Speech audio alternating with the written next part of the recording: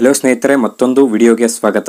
10th standard pass ಆದಂತಹ ವಿದ್ಯಾರ್ಥಿಗಳಿಗೆ good news ಅಂತಾನೆ ಹೇಳ್ಬೋದು. ಹಾಗೂ ಹಿಂದೆ 10th ಪಾಸ್ ಆದಂತಹ ವಿದ್ಯಾರ್ಥಿಗಳಿಗೂ ಕೂಡ ಗುಡ್ ನ್ಯೂಸ್ ಅಂತಾನೆ ಹೇಳ್ಬೋದು. ಏನಪ್ಪಾ ಅಂದ್ರೆ ಇಂಡಿಯನ್ ಪೋಸ್ಟ್ ಆಫೀಸ್ ಕಡೆಯಿಂದ GDS ಅಂದ್ರೆ ಗ್ರಾಮೀಣ ದಕ್ ಸೇವಕ ವೇಕೆನ್ಸಿಗೆ ಹೈರ್ ಮಾಡಿದ್ದಾರೆ. ಇಂಡಿಯನ್ ಪೋಸ್ಟ್ ಆಫೀಸ್ ಕಡೆಯಿಂದ GDS ಹುದ್ದೆಗೆ ಸಂಬಂಧಪಟ್ಟ ಹಾಗೆ ನೋಟಿಫಿಕೇಶನ್ ಬಿಡಿದ್ದಾರೆ. ಹಾಗೂ ನೀವು ಅಪ್ಲೈ ಕೂಡ ಮಾಡಬಹುದು. ಆ ಒಂದು ಲಿಂಕ್ ಕೂಡ ಬಿಡುಗಡೆ ಮಾಡಿದ್ದಾರೆ. ಓಕೆ, ಈ ಒಂದು ವಿಡಿಯೋ ಅಲ್ಲಿ ಇಂಡಿಯನ್ ಪೋಸ್ಟ್ ಆಫೀಸ್ ಕಡೆಯಿಂದ GDS ಹುದ್ದೆಗೆ ಸಂಬಂಧಪಟ್ಟ ಹಾಗೆ ಹಾಗೂ ವಿದ್ಯಾರ್ಥಿಗಳಿಗೆ ಅರ್ಜಿನ ಸಲ್ಲಿಸುವುದಕ್ಕೆ ಯಾವ ದಾಖಲೆಗಳು ಬೇಕಾಗುತ್ತೆ ಅಂತ ಕಂಪ್ಲೀಟ್ ಇನ್ಫಾರ್ಮೇಶನ್ ಈ ಒಂದು ವಿಡಿಯೋಲಿ ನೋಡೋಣ. ಓಕೆ, ವಿಡಿಯೋ ಶುರು ಮಾಡೋದಕ್ಕಿಂತ ಮುಂಚೆ ನೀವೇನಾದ್ರೂ ನಮ್ಮ ಚಾನಲ್ಗೆ ಹೊಸದಾಗಿ ವಿಸಿಟ್ ಮಾಡ್ತಾ ಇದ್ರೆ ಈ ಕೂಡಲೇ ಚಾನಲ್ಗೆ ಸಬ್ಸ್ಕ್ರೈಬ್ ಆಗಿ ಹಾಗೂ ವಿಡಿಯೋಗೊಂದು ಲೈಕ್ ಮಾಡಿ. ಮತ್ತು ನಮ್ಮ ಟೆಲಿಗ್ರಾಮ್ ಚಾನಲ್ಗೆ ಏನಾದರೂ ಜಾಯ್ನ್ ಆಗಿಲ್ಲ ಅಂದ್ರೆ ಡಿಸ್ಕ್ರಿಪ್ಷನ್ ಅಲ್ಲಿ ಟೆಲಿಗ್ರಾಮ್ ಚಾನಲ್ ಲಿಂಕ್ ಇರುತ್ತೆ. ಆ ಒಂದು ಲಿಂಕ್ ಮೇಲೆ ನೀವು ಕ್ಲಿಕ್ ಮಾಡಿಕೊಂಡು ಟೆಲಿಗ್ರಾಮ್ ಚಾನಲ್ಗೆ ನೀವು ಜಾಯ್ನ್ ಆಗಬೇಕಾಗುತ್ತೆ. ಈ ಒಂದು ನೋಟಿಫಿಕೇಶನ್ ಲಿಂಕ್ ಕೂಡ ನಾನು ಟೆಲಿಗ್ರಾಮ್ ಅಲ್ಲೇ ಕೊಟ್ಟಿರ್ತೀನಿ. ನೀವು ಅಲ್ಲಿ ಒಂದು ನೋಟಿಫಿಕೇಶನ್ ಡೌನ್ಲೋಡ್ ಮಾಡ್ಕೋಬಹುದು.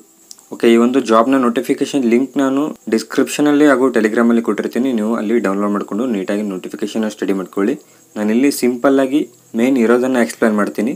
ಓಕೆ, ಪೋಸ್ಟ್ ಡೇಟ್ ಬಂದ್ಬಿಟ್ಟು ನಿಮಗೆ ಅಪ್ಲೈ ಮಾಡೋದಕ್ಕೆ, ಈ ಒಂದು ಜಾಬ್ಗೆ ಅಪ್ಲೈ ಮಾಡೋದಕ್ಕೆ 15/7/2024 ನಿಮಗೆ ಈ ಒಂದು ಪೋಸ್ಟ್ನ ಅಪ್ಲೈ ಮಾಡೋದಕ್ಕೆ ಡೇಟ್ ಸ್ಟಾರ್ಟ್ ಆಗುತ್ತೆ.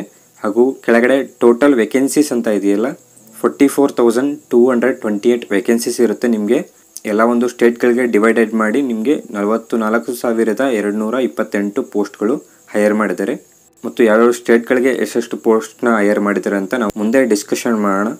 ಓಕೆ, ಮೊದಲನೇದಾಗಿ ನೋಡೋದಾದರೆ ಈ ಒಂದು ಜಾಬ್ಗೆ ಅಪ್ಲಿಕೇಶನ್ ಫೀ ಬಂದು ಫಾರ್ ಅದರ್ ಕ್ಯಾಂಡಿಡೇಟ್ಸ್ ಅಂದರೆ ಜನರಲ್ ಹಾಗೂ OBC ಕ್ಯಾಂಡಿಡೇಟ್ಸ್ಗಳಿಗೆ 100 ರೂಪೀಸ್ ಫೀ ಪೇಮೆಂಟ್ ಇರುತ್ತೆ. ಮತ್ತು SC ST PWD ಫೀಮೇಲ್ ಟ್ರಾನ್ಸ್ ವುಮೆನ್ಗೆ 750 ಪೇಮೆಂಟ್ ಇರುತ್ತೆ. ಓಕೆ, ಅದಾದಮೇಲೆ ಪೇಮೆಂಟ್ನ ಮಾಡೋದಕ್ಕೆ ನಿಮಗೆ credit card, debit card and net banking facility ಇದೆ. ಹಾಗೂ UPI ಆಪ್ಷನ್ ಕೂಡ ಇದೆ. ಓಕೆ, ಅದಾದಮೇಲೆ ಕೆಳಗಡೆ ಇಂಪಾರ್ಟೆಂಟ್ ಡೇಟ್ಸ್ ಅಂತ ಇದೆಯಲ್ಲ, ನಿಮಗೆ ಇಲ್ಲಿ starting date of registration and submission of online application ನಾನು ಆಗಲೇ ಹೇಳಿರುವ ಹಾಗೆ 15/7/2024 ನಿಮಗೆ 15/7/2024 ಇಂದ ಅಪ್ಲಿಕೇಶನ್ನ ಅಪ್ಲೈ ಮಾಡೋಕ್ಕೆ ಡೇಟ್ ಸ್ಟಾರ್ಟ್ ಆಗ್ತಾ ಇದೆ.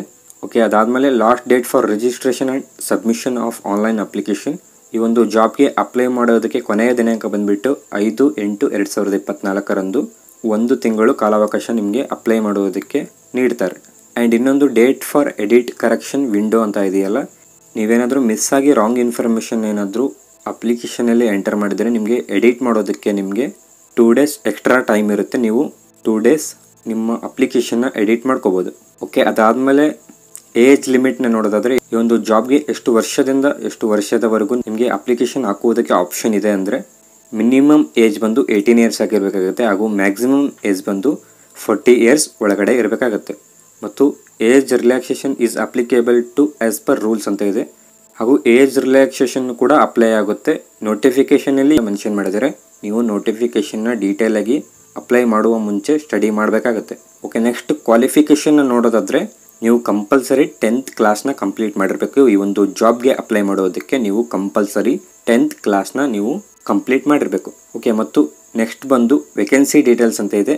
ಇಲ್ಲಿ ನಾನು ಆಗಲೇ ಹೇಳಿರುವಾಗೆ ಪ್ರತಿಯೊಂದು ಸ್ಟೇಟ್ಗೆ ಇಲ್ಲಿ ಡಿವೈಡ್ ಮಾಡಿ ವೇಕೆನ್ಸಿನ ಹೈರ್ ಮಾಡಿದ್ದಾರೆ. ಇಲ್ಲಿ ಮೇನ್ ಆಗಿ ನೋಡೋದಂದರೆ ನಮ್ಮ ಕರ್ನಾಟಕಕ್ಕೆ ಎಷ್ಟು ಪೋಸ್ಟ್ನ ಹೈರ್ ಮಾಡಿದ್ದಾರೆ ಅಂದರೆ 1940 ಪೋಸ್ಟ್ನ ಹೈರ್ ಮಾಡಿದ್ದಾರೆ. 1940 ಪೋಸ್ಟ್ಗಳನ್ನು ನಮ್ಮ ಕರ್ನಾಟಕಕ್ಕೆ ಹೈರ್ ಮಾಡಿದ್ದಾರೆ. ನಮ್ಮ ಕರ್ನಾಟಕ ಸ್ಟೂಡೆಂಟ್ಸ್ಗಳಿಗೆ 1940 ಪೋಸ್ಟ್ಗಳು ಅಪ್ಲೈ ಮಾಡೋದಕ್ಕೆ ಆಪ್ಷನ್ ಇರುತ್ತೆ. ಹಾಗೂ ಇಲ್ಲಿ ಎಲ್ಲ ಸ್ಟೇಟ್ಗಳನ್ನ ಮೆನ್ಷನ್ ಮಾಡಿದ್ದಾರೆ. ಹಾಗೂ ನೀವು ಬೇರೆ ಸ್ಟೇಟ್ಗೂ ಕೂಡ ಅಪ್ಲೈನ ಮಾಡ್ಬೋದು. ಇಲ್ಲಿ ಆ ಒಂದು ಸ್ಟೇಟ್ಗಳಿಗೆ ಎಷ್ಟೆಷ್ಟು ಪೋಸ್ಟ್ಗಳನ್ನ ಹೈರ್ ಮಾಡಿದ್ದಾರೆ ಅಂತ ಮೆನ್ಷನ್ ಮಾಡಿದರೆ ನೀವು ನೀಟಾಗಿ ಸ್ಟಡಿ ಮಾಡಬೇಕಾಗುತ್ತೆ.